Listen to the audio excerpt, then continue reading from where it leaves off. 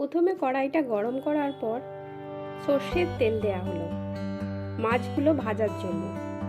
তেলটা গরম হয়ে গেলে মাছগুলো তাতে দেওয়া হলো।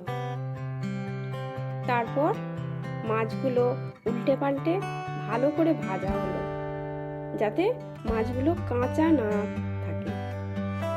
তারপর মাছগুলো আস্তে আস্তে তোলা হলো, যাতে ভেঙে না যায়।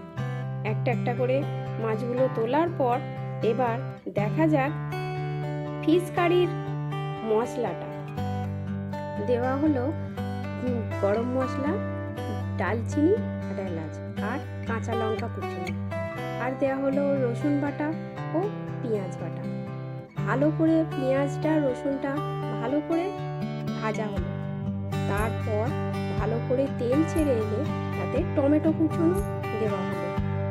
টমেটোটা ভালো করে ভাজা হয়ে গেলে তাতে দেওয়া হবে হলুদ গুঁড়ো, লঙ্কা গুঁড়ো এবং সামান্য জিরে গুঁড়ো।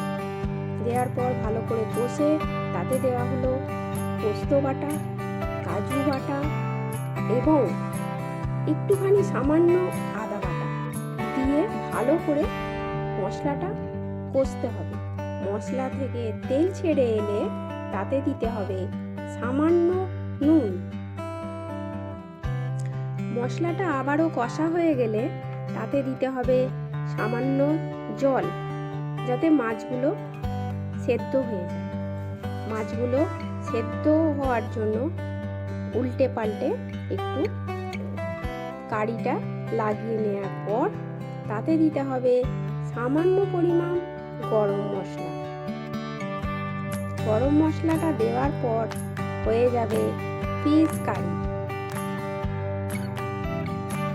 এবার দেখুন তো কেমন লাগে।